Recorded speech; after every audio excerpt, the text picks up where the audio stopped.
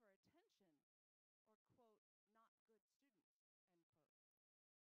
The children usually come to the conclusion that they're different or dumb and may become dropouts, not only from school, but from a full life. Yet 90% of these particular vision problems can be cured quickly and forever. In a classroom my daughter's size of 18 students, statistically 3 of them would be behind in reading, and 2 of those could get help. It's for those 2 children in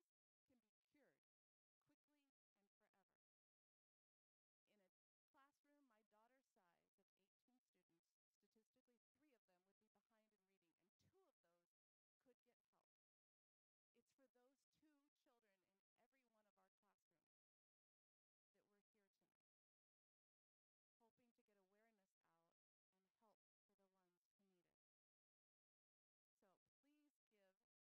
to get awareness out and help for the ones who need it. So please give a, oh, wait, I got statistics on Dr. Taylor. Dr. Taylor received her doctorate of optometry degree from the Pennsylvania College of Optometrists back in 1986. She is certified in therapeutic ocular disease.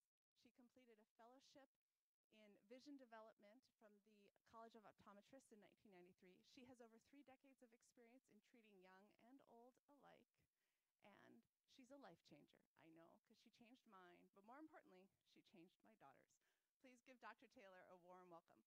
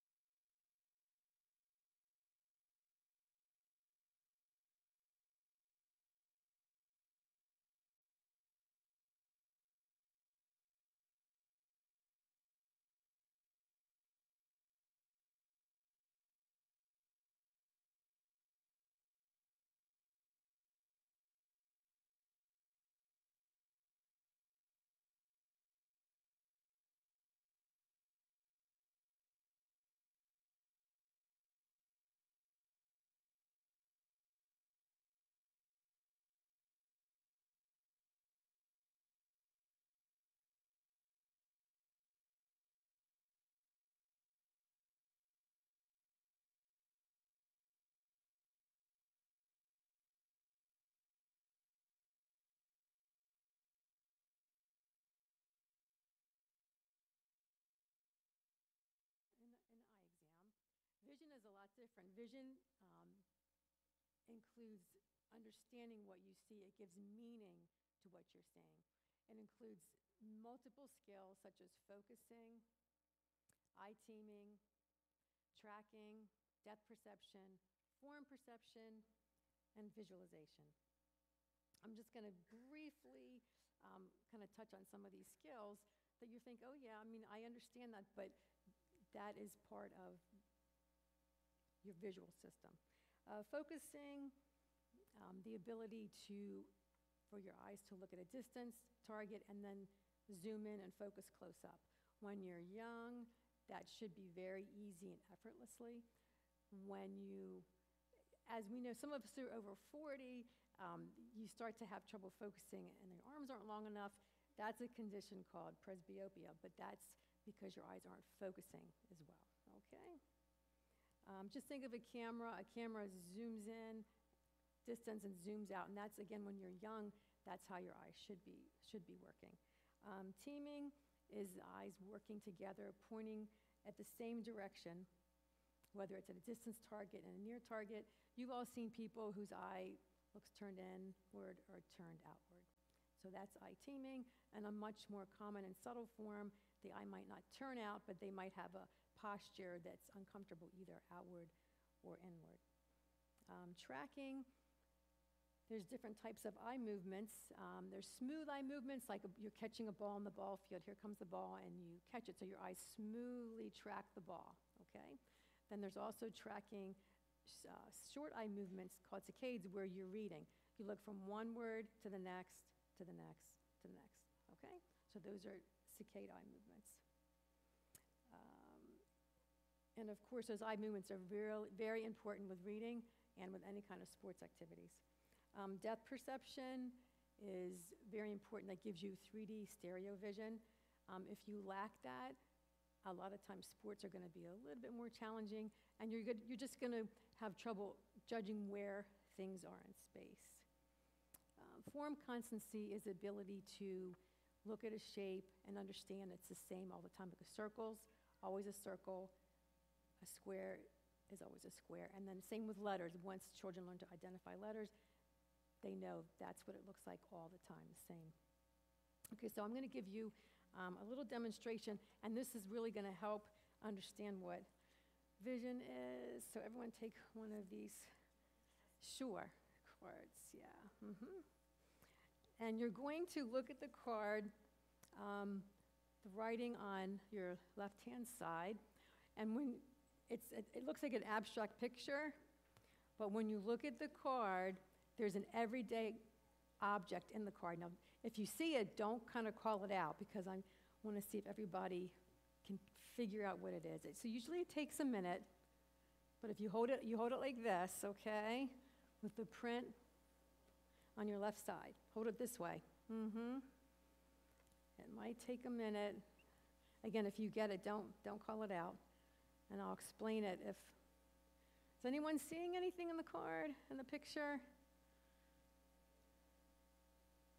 Anything kind of coming out at you? Did you have enough? Yeah. Okay. Anyone seeing it?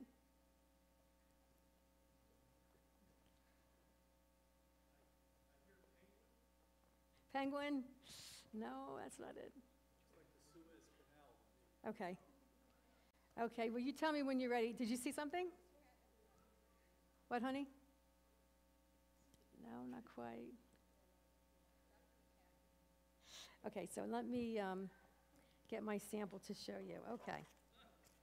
Anybody get it?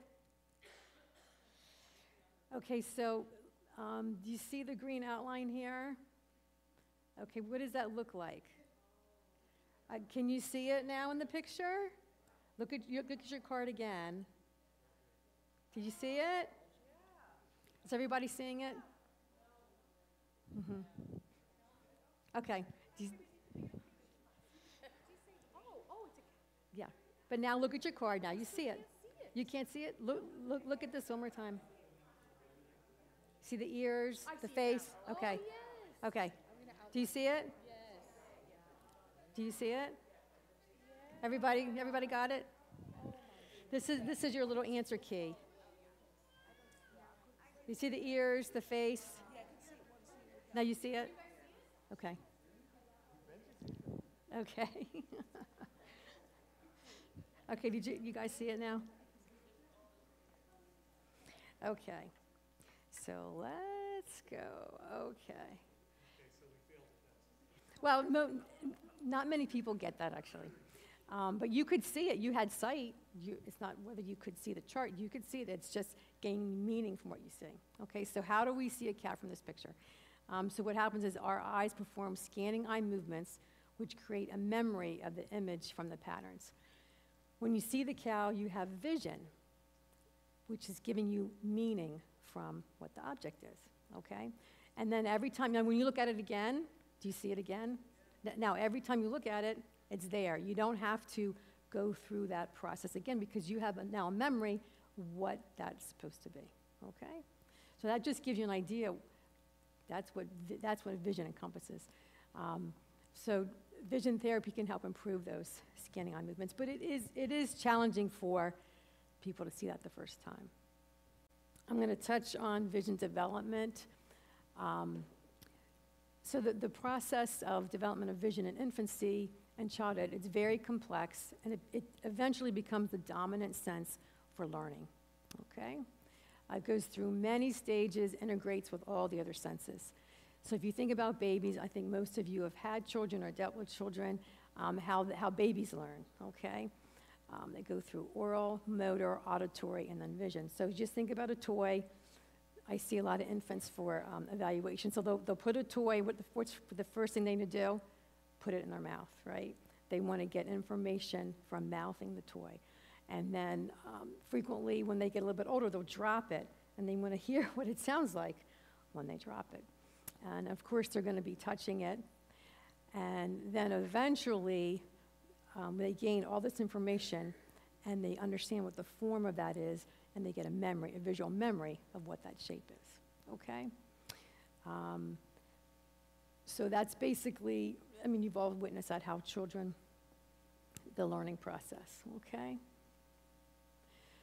So when children have had appropriate experiences through all these interactions, they've gained meaning, and they don't need to touch everything to remember what things look like.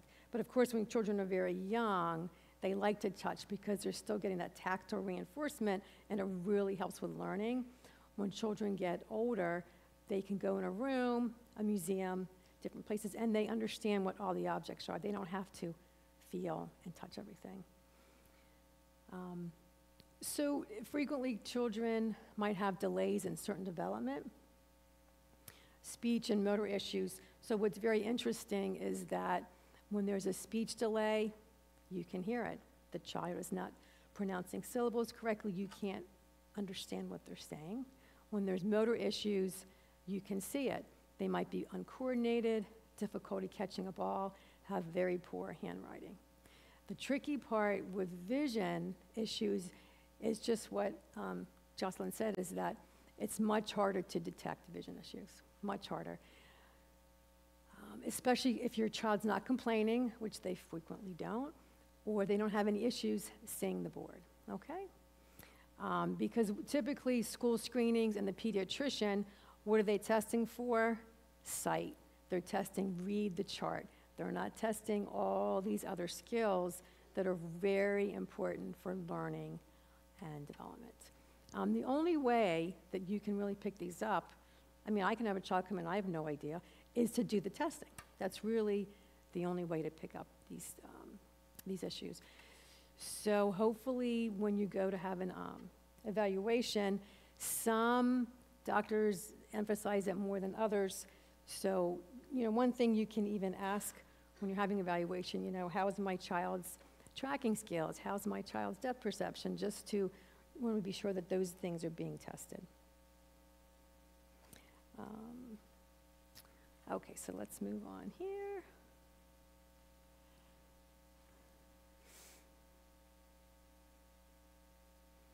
Oh, okay, and then just one thing, just like we've mentioned, early intervention is very important. So just a little side note, I do free infant exams when infants are 6 to 12 months of age. That's through a program called Infancy, and that's just to pick up if an eye might be turning or a child has a very strong prescription or one eye's stronger than the other eye. And it's very important if you see any kind of tracking or eye turn in a young, even a toddler, that they have an evaluation, because the earlier that those intervention can be done, it's much easier to treat these problems. Okay. Okay, so now I'm just going to give you, we have a little bit now about what these skills are. I'm just going to give you some signs of vision problems. So one is you see that a child or an adult, their eye appears to turn inward or outward. And that turning is called strabismus. And what's interesting about that turning is that it might even be intermittent.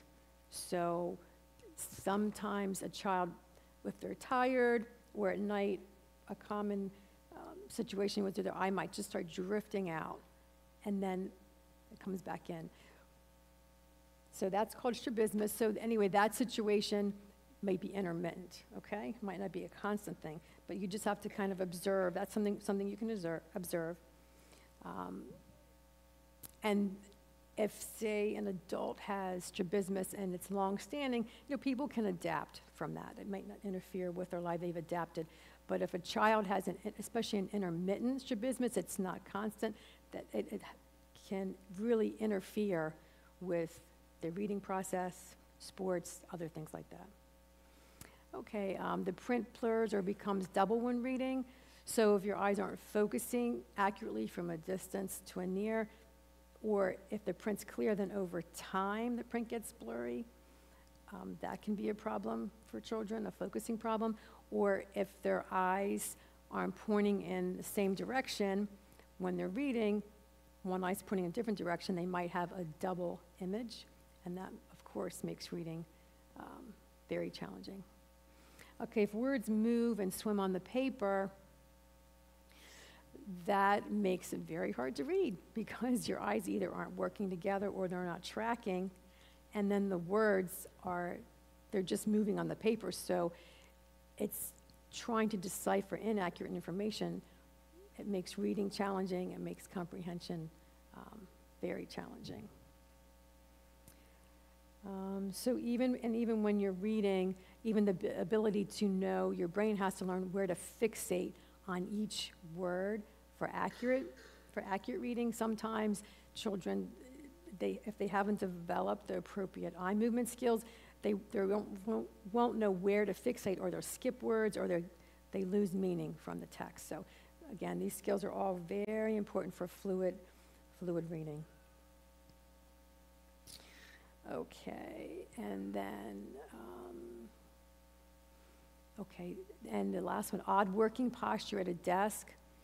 You might see children close one eye or cover one eye while reading, or they might do things like this. They might lean on one hand, and that makes it easier for them to use one eye, or they might get very close when they're writing or drawing. There's a reason they're doing that. It's either a focusing problem, or they don't want to use the two eyes together. So they might come really close and even turn their head, and that makes it easier for them to write. So these are just some observational things you can look out for in the classroom and when your child's doing homework, things like that.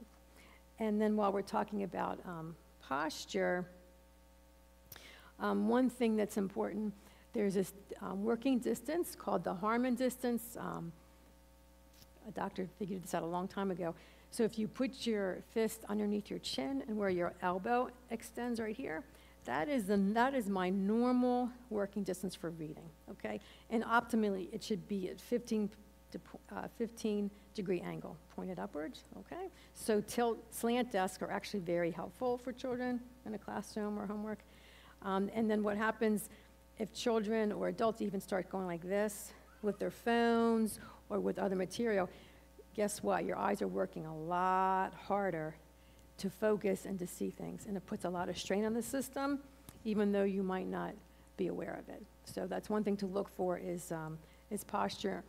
It's very important. Okay. Another one, if a child has tracking skills, they might lose their place while reading or need their finger to keep their place, or when they're reading, you might see them kind of turn their head like this.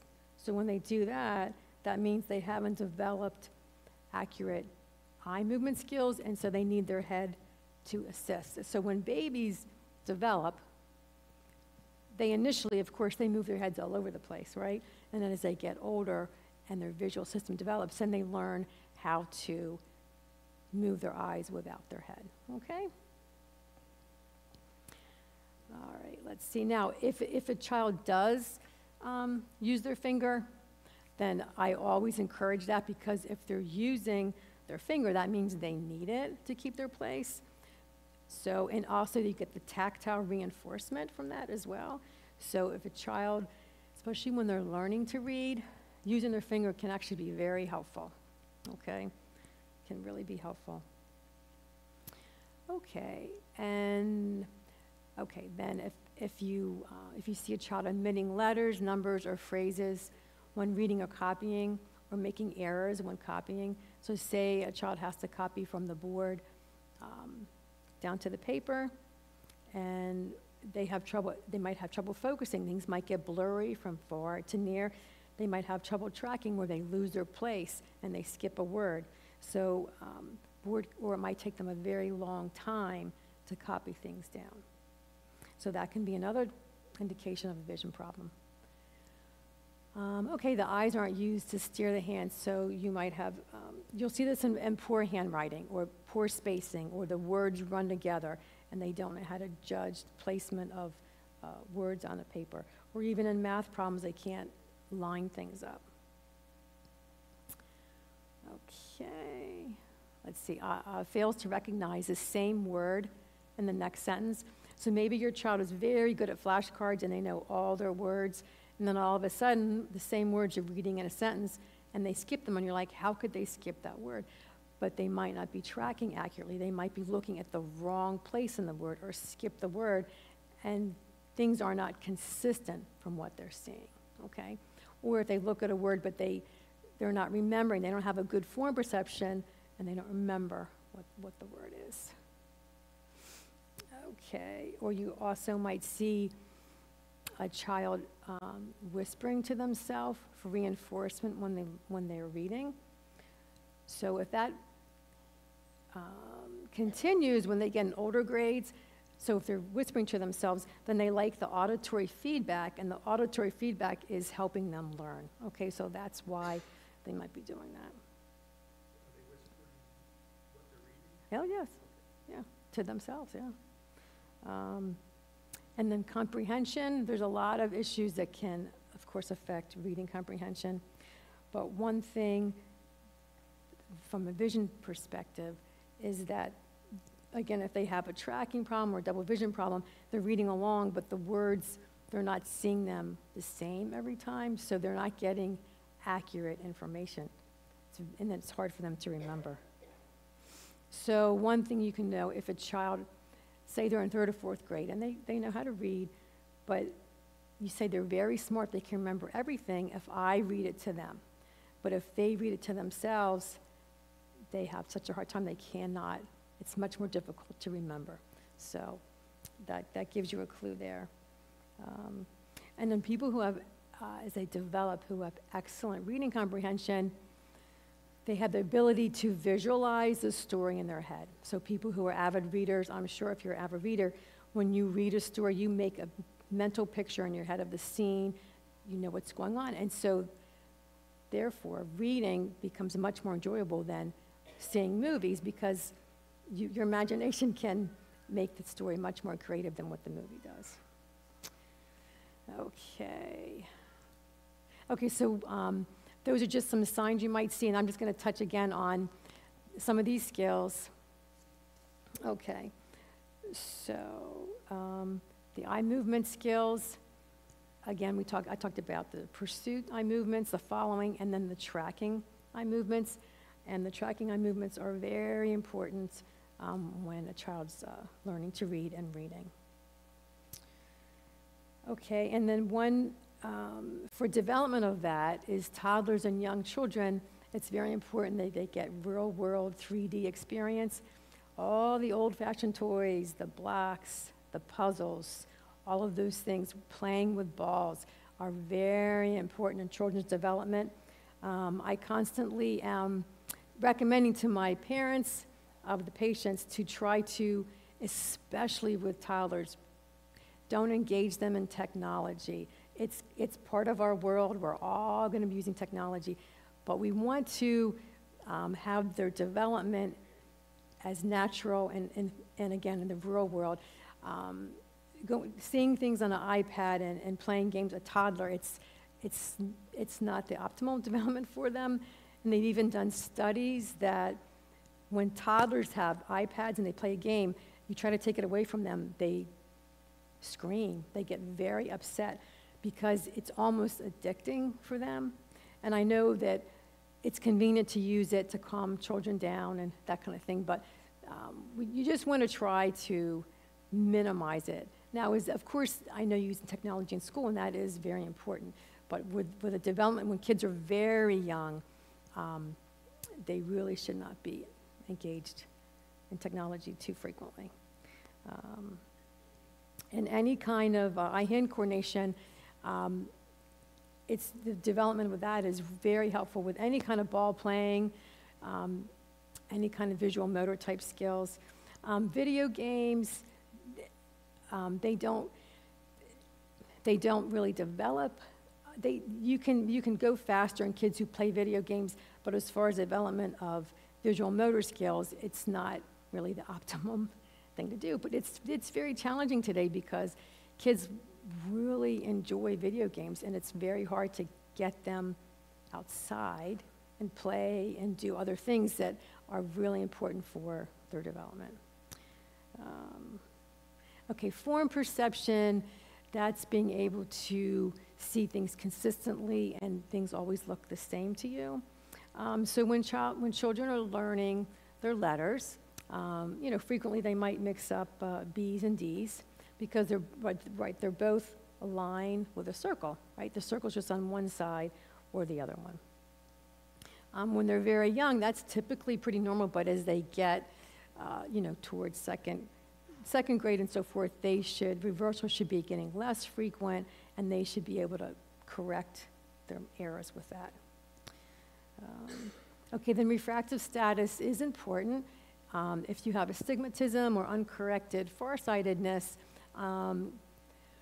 glasses can be very helpful, and nearsightedness as well. So it is also important to be sure that you have the right correction.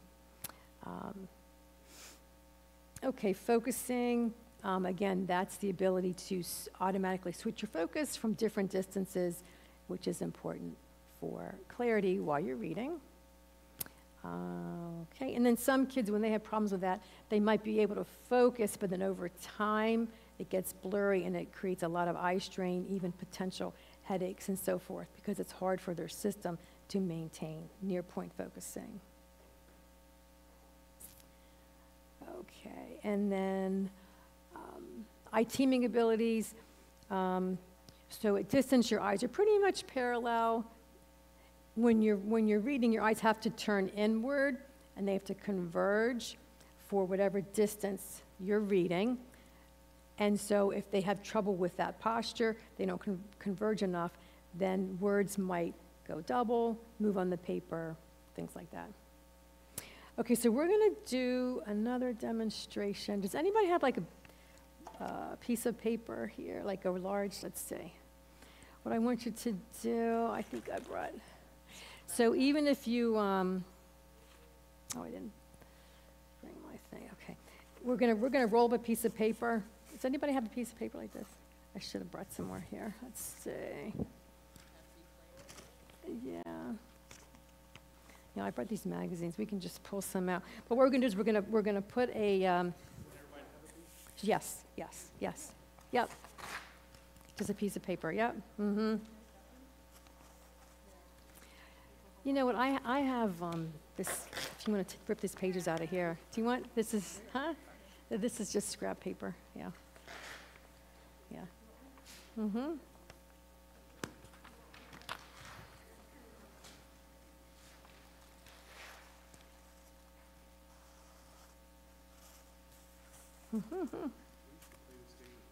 Yeah.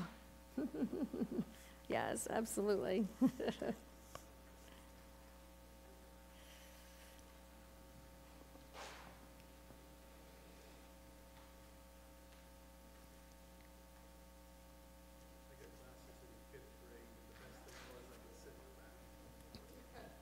And see the board. Yeah. Uh-huh. So are you a big reader? So usually the kids who are nearsighted tend to be the better readers. Yeah. Oh, you've had cataract surgery. Mm-hmm. Mm-hmm.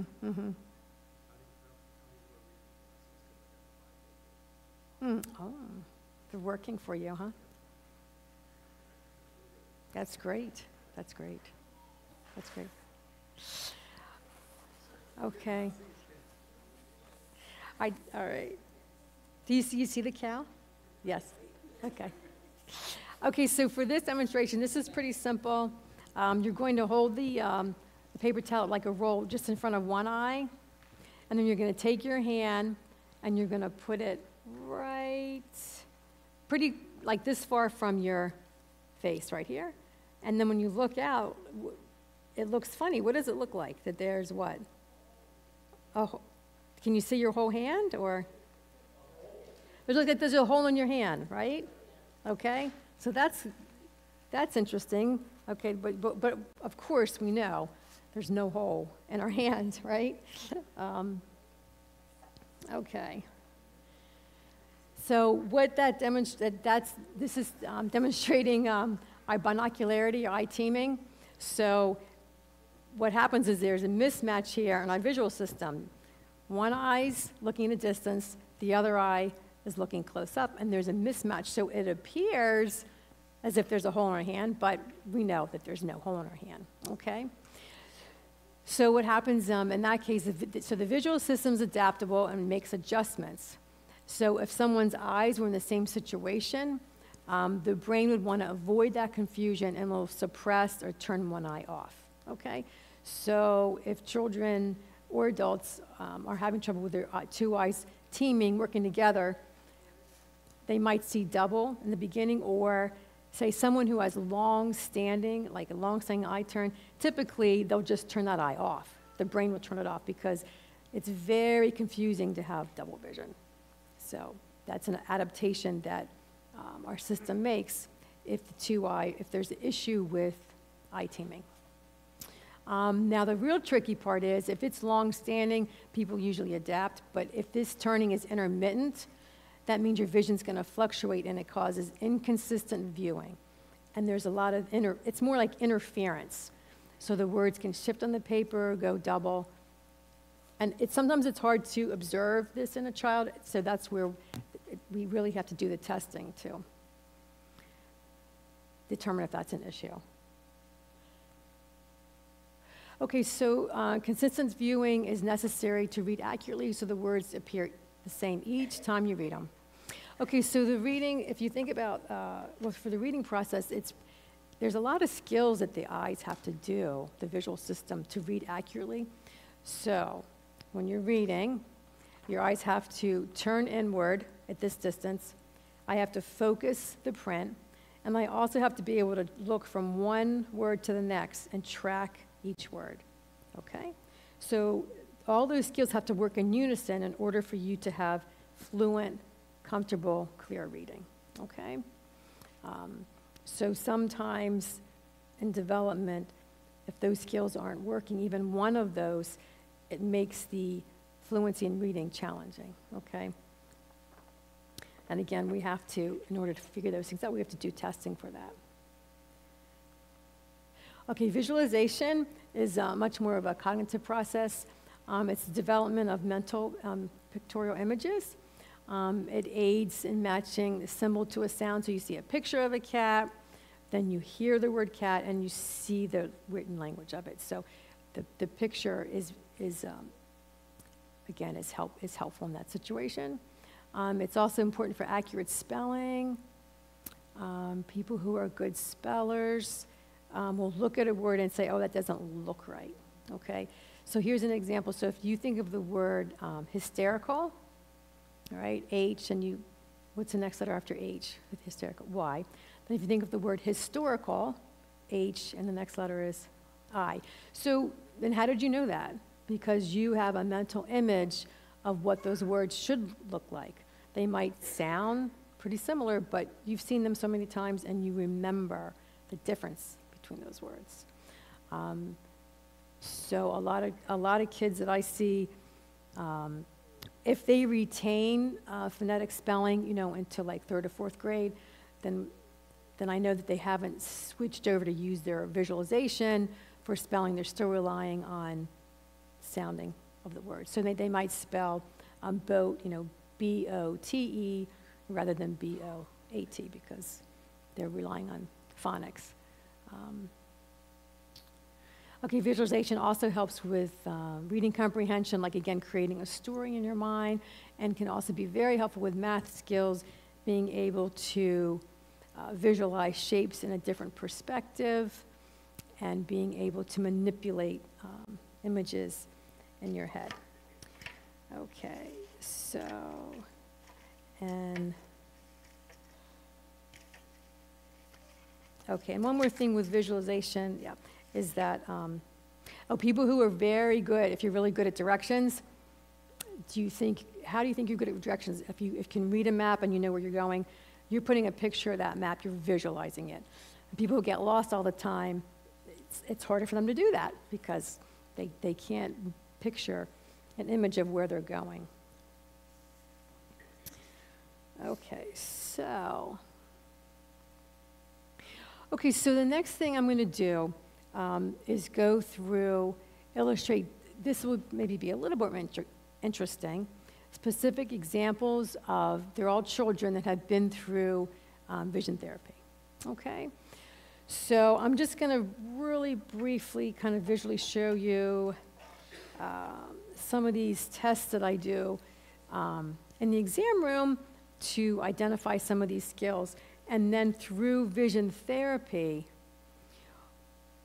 what we do is we practice some of these skills to improve these skills so that they can better utilize them for improving their vision. Okay, so I'm just going to kind of visually show this.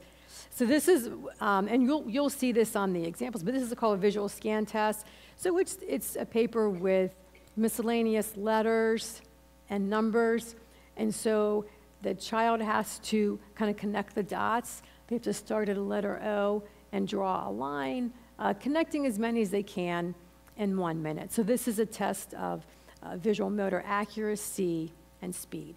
And there's norms like for different ages, okay? Then another thing I will do is, and we'll see these in the case examples that I give you. I'll show them different copy forms, and they have to reproduce the shapes, okay? So we start out with easy ones, and then they just get a little bit more challenging. Okay, again, and this is understanding what they see and being able to reproduce it, okay? And there will be different examples of that. Okay, so another test I do is called this is a developmental eye movement test, and this is a test that I use to assess tracking skills. So what the child or adult, what they have to do is there's 2 rows of numbers. They just read the numbers vertically out loud, okay, as fast as they can. And they're going to do this twice. They're going to do this twice. And then the third time, it's much more complicated. You remember this slowly, don't you? A series of scattered numbers. They have to read them across the page, okay, in a row. Now, when you first look at it, it might look a little challenging, but again, if you have no problem tracking, it's easy for your eyes to jump from one point to the next, okay? And some children lose their place, skip lines. They have a lot of trouble with this. So this is, again, and these are norms for established for this test. Okay, and then the last one I do, which I have in the case studies, I do a test called a Readalizer, and this is a very helpful test. It gives me a lot of information. A child will read, put a pair of goggles on, which are connected to the computer, and they will read a paragraph. I have them read a year below their reading level because I'm not testing reading. I'm just testing their eye movement skills while they read. And the computer picks up how the eyes move, and it analyzes how quickly the eyes move and how many fixations and so forth. So I will go over all these. Okay, so the first case example, a patient came in, they had blurred vision, eye strain with reading, double vision, skipping words or rereading lines, and eye rubbing. Okay. Okay. All right. I know this is kind of hard to see. All right. So this is a 4th grade student. Okay. This is the test I was just referring to called the Readalizer, which, again, it's a computerized assessment of how your eyes track while you read. So this is what's important over here, the numbers. So at the initial exam, the student had 192 fixations per 100 words. So what that means is that they're looking at each word at least twice, okay? Regressions is how many times the child's going backwards. They went backwards 69 times. And then the reading rate is how quickly they read words per minute. So that's 116. And the computer analyzes all these numbers, putting them in a grade level equivalent of 1.8, which is just assessing their eye movement skills, not their ability. And their comprehension was 100%. There's some true-false questions. Okay? At their progress evaluation, this was 4 months later, their fixations were almost cut in half from 192 to 115. The regressions were almost cut in half, 34 before they had 69. The reading rate, I'm sorry?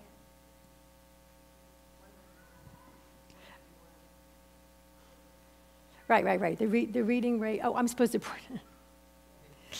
I'm sorry. Yes, that would help, wouldn't it? I'm not fixating at the right point there. Okay, the reading rate then improved to 191 words per minute. And so if all of these numbers into the computer gives you a grade level equivalent of 6.2. So that's a huge improvement. So that is, okay, oops, wait a minute. So that's the improvement scores, and that's the original scores, okay? So this child made pretty significant improvements in their reading skills. Okay, I'm not going to say their reading, but their visual skills necessary for reading, okay? And that's the progress, okay. Okay, now this same child, at their initial exam, this is the score sheet for the tracking test I mentioned to you.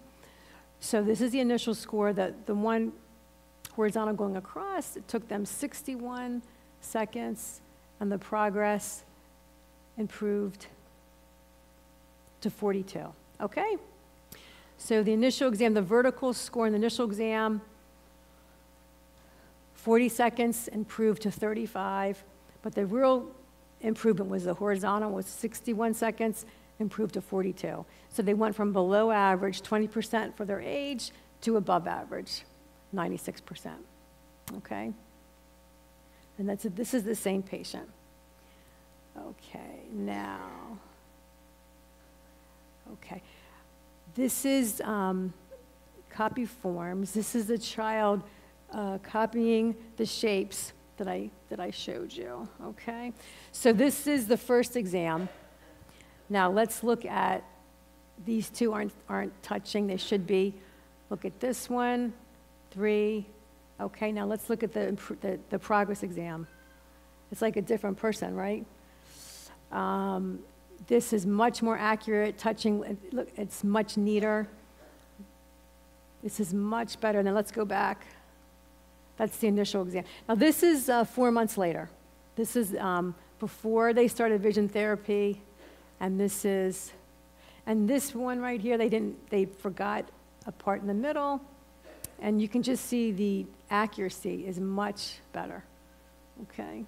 So people will say, well, what does handwriting have to do with your vision? And I say, well, try to write with your eyes closed, right?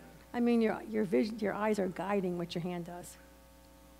So that's a pretty dramatic example of improvement there. Okay. All right, this is the second patient who had double vision and eye strain with reading, okay? So this is the visual scan test where they have to connect the dots, connect the O's. So the first exam, they connected 18. This is a timed test. So you can see how they did here, 18, and it's not very neat either. And then at the progress evaluation, they improved the score to 35, okay? So that's an example of the improvement in that test. Okay, this is the same student. The eye tracking test, the initial exam, vertical 45, horizontal 63, which was the horizontal. The horizontal was the one that really relates to how your eyes track while you read. Then on the progress, it improved to 35. The horizontal improved to 47. Again, so it went from, oops, I didn't mean to do that. Okay, went from 22 percentile to 81st percentile, okay?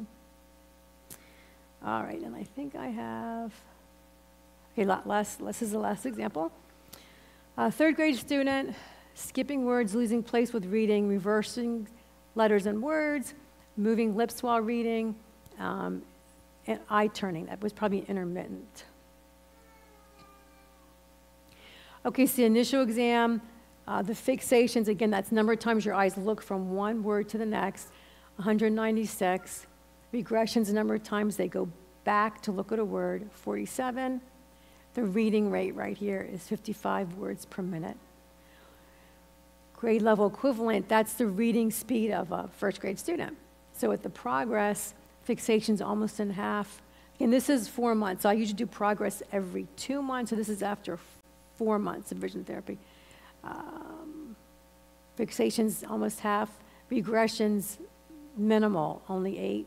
Reading rate dramatically improved, 153 words per minute.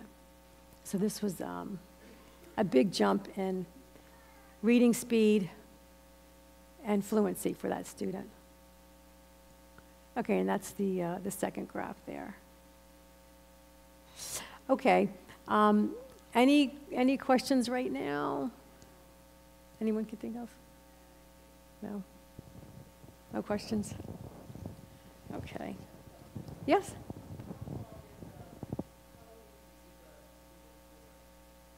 So it definitely varies. I say an average is 6 months. I would say that's an average. Now, I usually, sometimes children start coming to the office twice a week, and then if they improve quite a bit, then we might go to once a week, and then frequently they do some home therapy, and especially after they've graduated, then they will do some home therapy. I have a computerized program that they use to maintain their skills. Okay. It depends. Yes. Mm-hmm. Now, so if the vision therapy has done what it's supposed to do and they've learned these skills, because these skills are learned, then as they get older, right, the print gets smaller, the reading gets more challenging, then their skills will naturally improve so they can maintain, what they've used, what they've learned. Okay? Yes, So does the therapy primarily, is it exercises they do on the computer, some exercise with their eyes, all of the above probably, but what can you describe what an exercise would be for a various problem? Yes, okay. So depending on their diagnosis, I will work with my therapist, and I program all the activities for the student to do. It'll be, say they have double vision, they have trouble with their eye teaming, and say they have tracking, which are 2 very common problems. So when they go in the vision therapy room, we're going to work on their eye teaming skills. And what we do there, I have multiple situations where they look at, like, say, 3D targets coming towards them and going past them, and they have to be able to turn their eyes in and turn their eyes out. And we're giving them awareness of what their eyes are doing and then control of what their eyes are doing. And then they have to try to locate where the objects are in space. And so we want them to be able to do this in a 3-dimensional type setting. So for tracking, I have a light board, and then I have a large, it's like a video screen board. And so what will happen is a light will flash, and they have to touch the light, and another one, and they have to touch it, and they have to keep touching it and finding as many as they can, and that's going to help with their eye tracking. So I start eye tracking, and I can do skills on a board or the light board, and then we move to pencil and paper eye tracking. We time how quickly they can find the alphabet on a page, and then we work to spelling tracking, then we work to sentence tracking, then we do computerized tracking where it's like a guided reader, like you highlight certain words, and they want to do it as quickly as they can and maintain comprehension. So there's a progression. You start with easy skills and work to hard. Now, I also, if younger children, say, have, they're very awkward, uncoordinated, they have motor difficulties, then I will also incorporate movement with vision. So they might be looking at a chart and reading the first and last letter as they walk on a walking rail and read at the same time. So we want to incorporate, make visual skills like automatic, so they don't have to, so it's not as difficult for them, but we want to incorporate all these skills. And it's a little tricky because it depends on where they're starting and what conditions they have. But that just gives you, is that helpful? Yeah, it's helpful. Okay. So there's a therapy exercise Right. kind. If you Right. go through with them, and that helps them improve that skill by doing those things. Right, and if you think of it, it's not like physical therapy where we're strengthening the muscles, because the muscles in the eyes are actually, they're very strong. We're teaching the brain how to control what the eyes are doing, okay? That's what we're doing. Yeah, sure. Did you have a question? Yes. Could you give some examples of what to look for in, say, an older student or an adult, someone who has developed coping skills and doesn't seem to be struggling as much as they actually are? Like high school student, you mean, or Middle school, high school. Well, it's really the same skills. And up here I have some pamphlets, and this is actually, this is an educator's guide that really goes into detail. It has a lot of different things. But the tricky part with adults, so what will happen is, say adults, they have really poor tracking skills, or they can't spell. They go, oh, I don't like to read, or oh, I can't spell. And so, but they might be comfortable, and, they might understand that and might say, okay, they might be comfortable, but they don't want to improve that. But what's interesting is I also have had a child and then the parent come in later because they might have a couple of the same difficulties. In fact, I'm working with a child now that their eye drifts outward, and it's intermittent, so we're trying to do vision therapy to correct that, whereas a mother, she walks in, her eyes just out. And I said, okay, well, you're next, Once we fix your daughter, you're next, so, yeah.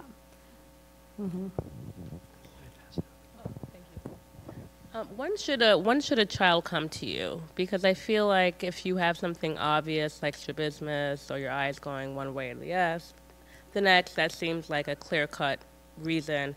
I either need to go to my, pediatrician, my ophthalmologist, or I need to see a specialist. Because a lot of the sort of the signs that you had there before, I'm not sure if there's signs that are good for coping, like using a preschooler pointing at each word, that's good for that level. If they're still doing that at 5th grade, maybe that's not right. That's not right So at 5th grade. when should someone seek your Okay. help? So the big picture is I like to see infants, and again, I do free infant evaluations from 6 to 12 months just to pick up major issues. Then I like to see kids when they are 3, okay? Because when they're 3, I use pictures, they can tell me a picture of a house, a cake, so we can test their acuity. I can determine if they have any type of need for a prescription. And then I also I'm just basic eye tracking with them, and I do depth perception with them to see if all that's developing normally. And then again, typically before kindergarten, when they're about, 5 years old or so. And of course, nowadays, academics are pushed at a much earlier age, and some kids developmentally aren't ready to sit in the classroom and do some of the things that are required of them. So again, those are the basic skills, and then frequently I will then ask, what happened with Lily, ask the questions, does your child, do you like reading? Do you have any eye strain with reading? Do things get blurry? Do you see double? Do words move on the paper? Do you lose your place when you read? Just those kinds of basic questions will pick up a lot of issues. I really prefer to see kids in elementary school, because once they get to middle school and high school, they have made some compensations and adaptations. I can do therapy at any age. I've had an 80-year-old in vision therapy, so we can do therapy at any age. But when they're in elementary school, they're very eager, and it really seems to be a great time to. And usually it's in 3rd or 4th grade, the print just starts to get small, and that's a time a lot of kids might start to really have trouble as well. And speaking of ages, there is a woman who was a neurologist, and her name's Sue, and she wrote a whole book she had an eye turn. She had multiple surgeries as a child. She never developed 3D vision. As an adult, think she was in her 40s. She actually started having a lot of eye strain, double vision, went to optometrist, did vision therapy, and she developed 3D vision. So, and she's a scientist, so she did a whole study on that. How can that happen? I can develop 3D vision when I'm older. But so the brain is very, of course, when you're younger, there's a lot more ability to change, but there's always an ability to learn and improve your vision. I work a lot with concussion patients too, traumatic brain injury patients, because they have a lot of visual issues. So, I'll just ask another question. So say in a classroom of 20, how do I know which child needs to come to you? What signs you're do a I teacher need? then, right? I'm sorry? You're a teacher, right? No. Oh, okay. But I'm just saying, I'm sure that many kids may have some of these signs or not. Like, how do I know which child needs to come to Right. you versus, you know, they are either not developmentally ready for school versus this is appropriate for their age? How do I know which child needs to come to you? Okay. Well, I think to make it simple, I have these educators' guide. There's a comprehensive list in here of signs to look for. Appearance of the eyes, if a child complaining, things you might notice, head turning, repeats letters in a word. Some of these things I went over, but this is a pretty comprehensive list.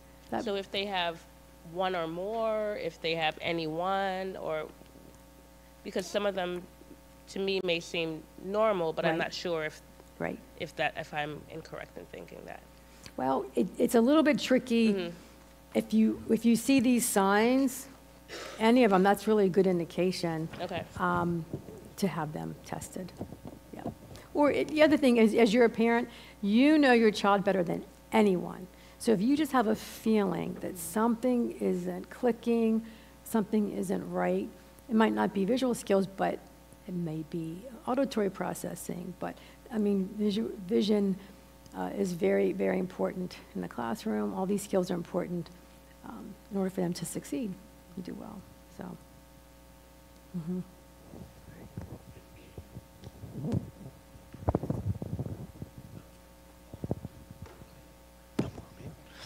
Is writing letters backwards indicative of vision issues? When children are in like preschool and kindergarten, it's pretty normal that they write backwards. As they get older, end of first grade towards second grade, they should start to be able to recognize the difference. Like that, if they start to write the word daddy and they use a B and they write it and they go, and sometimes then kids, then they self-correct. So it is normal when they're younger, but they should start to fade out. They should start to recognize them themselves. And sometimes it's tricky. Sometimes they're retained and they really hold on to that. But in that situation, like if a child makes a spelling error or reversals, I tell the parents, don't point them out to them, but say there's a sentence where there's 2 reversals or like 1 spelling error, tell them, okay, look at this sentence and you find the reversal, find the spelling error. So the child is looking, checking, trying to start to self-correct on their own, like rather than just point them out, right? So and about homework, if your child, if it's a struggle or a battle to get them to do homework, or some children really need motor breaks. They need to do like 10, 20 minutes and take a break. They're very active, take a break. But if they really struggle with doing homework, or they avoidance of reading and near point, then there might be something going on there. Yeah, if they really avoid homework. Yeah. I don't know if that answered your question, but yeah, okay.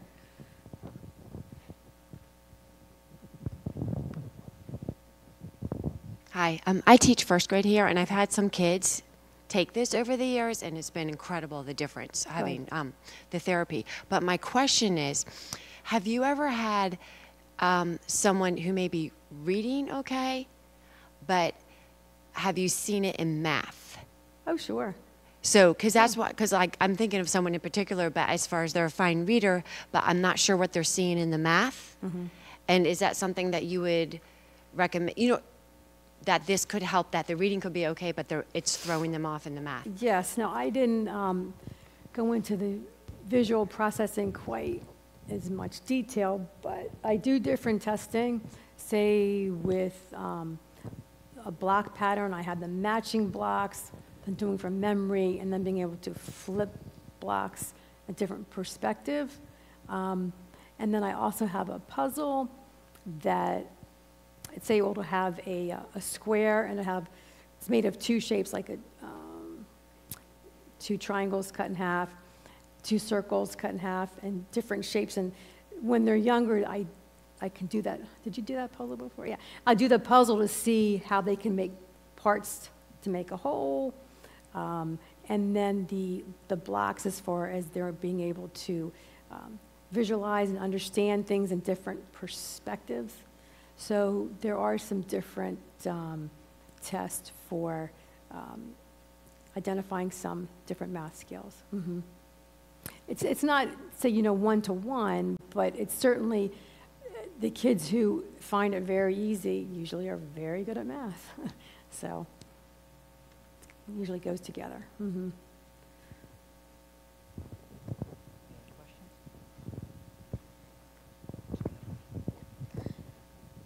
So what would be the difference between these vision issues and dyslexia, for example? Dyslexia.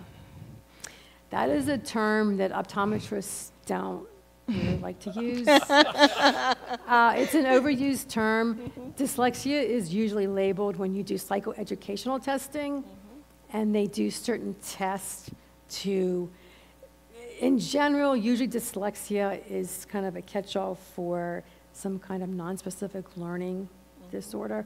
And it's not the typical thing of reversing letters. That's not typically dyslexia. But so when we diagnose some of these vision problems, we say vision-related learning skills. We don't use that term, but they, in psychoeducational reports sometimes will use that term. Sometimes, yeah. And sometimes there really are some issues, rewiring type issues, that have dyslexia that makes it, very challenging for kids. But I always say, okay, so you diagnose it, but let's try to see what we can do about it. So a lot of reports, like psychoeducational, they'll say, so in the classroom, they'll give adaptations, typically, that can be made. But children might need, for handwriting, they might need occupational therapy, and to integrate their motor skills, and they might need vision therapy, even maybe some auditory processing. So doing some type of therapy, depending on what the diagnosis is and what the treatment is, I think can be very, very helpful. So. The state is requiring now with special education to use these general terms for math, reading, and writing. And like you said, they're umbrellas. But I'm just wondering at what point we really go in that direction versus concerns about vision, really. Because at the base level, there seems to be quite a few similarities in the difficulties initially with the reading and not understanding and so on. What's your question? And I'm trying to.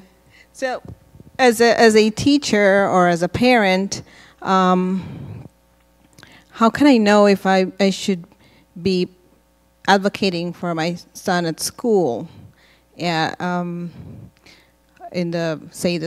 towards the special education process or towards vision, looking at his vision difficulties? Well, they would have to have testing in each area, psychoeducational testing, and they'd have to have some of these visual skills testing, right, to determine what the difficulty is and what's holding them back from success. Yeah.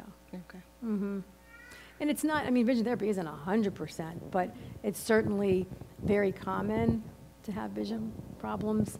I think they say 70% of the information you get in the classroom is visual. So, I mean, of course, auditory is very important. Some kids rely on tactile for learning, but, and as the older and older you get, the more and more you have to rely on your visual skills, right? Mm-hmm.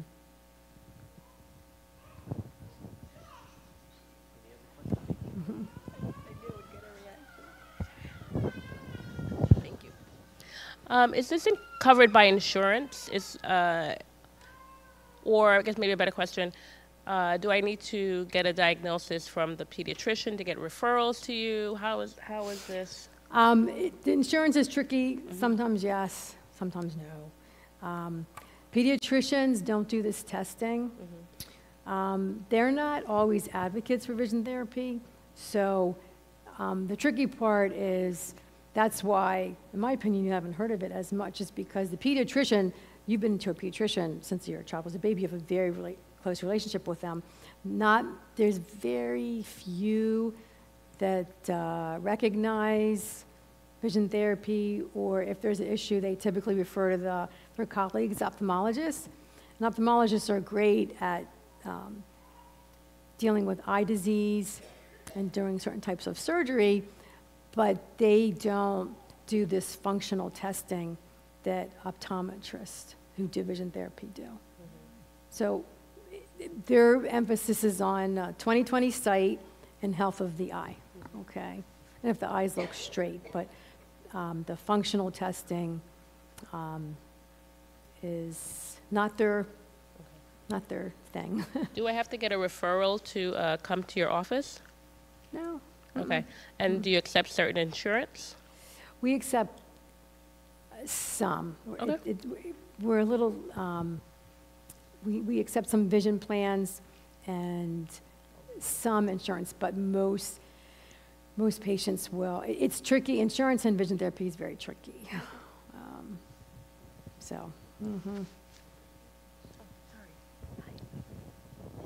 My question, if you go to your regular eye doctor, and if you ask them about your depth perception and tracking skills, will they then be able to be will that be a good indicator of a need? I'm sorry, of what?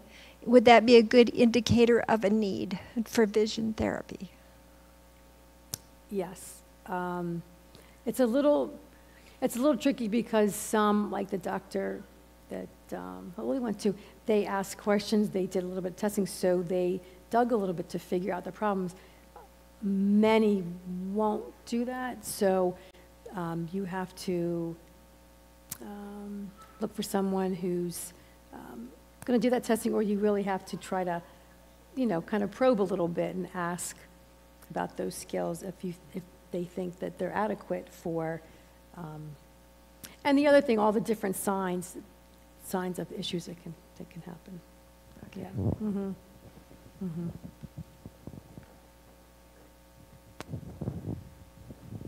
Well, let's take a moment to thank Dr. Taylor for coming this evening. Mm-hmm. You're welcome. Oh, that's so kind. Thank you. We truly do. Thank you. That's very, very kind. They're beautiful. Oh, thank you. It's my pleasure. My pleasure. We truly appreciate you coming. She will be available if you have some other questions afterwards for a few minutes, certainly, and she may have some things here that I suspect. Oh, yeah, there's some pamphlets up here, and the one that I think is very helpful is the Educator's Guide, because it has a checklist of things to look for. So we certainly thank you for coming. Secondly, thank you to each and every one of you for coming. Certainly, I am ecstatic to see that K through 5 of this institution are here, the very people who are in a position to help the most, catching it early, although there's some upper grade and English as a second language and some others. So I'd say better than 70% of the staff are here. It's just wonderful. Oh, that's fabulous. Thank you. So thank you all for coming, and also for the parents that came and those who were watching online. There were some. Let's see. So thank you to all of you. And finally, thank you to Joycelyn Jones, who helped put this together. Yes, thank you. My family, Andrew and Rochelle up in the booth, and Troy and I probably helped her in one way or another remotely on the stream. I can truly say myself, I'm thankful to, because our family too was impacted. And again, referring to teachers, if it wasn't a teacher in our instance, they knew about vision processing, we wouldn't have, known what to do as well. So again, thank you all for coming. Thank you to all those participated, Pastor Frank as well, and Ms. Curbello. And you streamed this, yes. Was it also recorded? I believe so. I think if I'm not mistaken, people can review this at any point. Yeah, on the Atholton Seventh-day Adventist Church channel. Yes, our channel. I think it was also streamed or on our Facebook or the school Facebook page. Because I thought if 2 people while we're sitting listening to you, then I would like to watch this because I think absolutely spread the word out there. But to my knowledge, I'm not sure how far back, but we had certainly a great health lecture during church, I think it was. I think it's still on. There's a number of nice resources that people can view for a good long time, and so the reach will be out there. So again, thank you to all who helped put it together. Let's have a moment to pray, and I wish you a safe trip home. Father in heaven, we thank you for your creation, and the human body is fearfully and wonderfully made. In this imperfect world, we're thankful for the wisdom you've imparted to people that can help.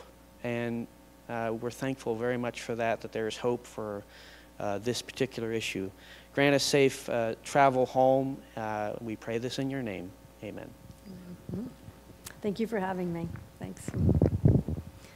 There are a couple of websites up here that just have some more information if you want to read more about some vision therapy.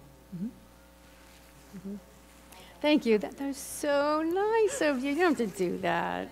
That's really sweet. And I love that color. It's beautiful. Yes, thanks.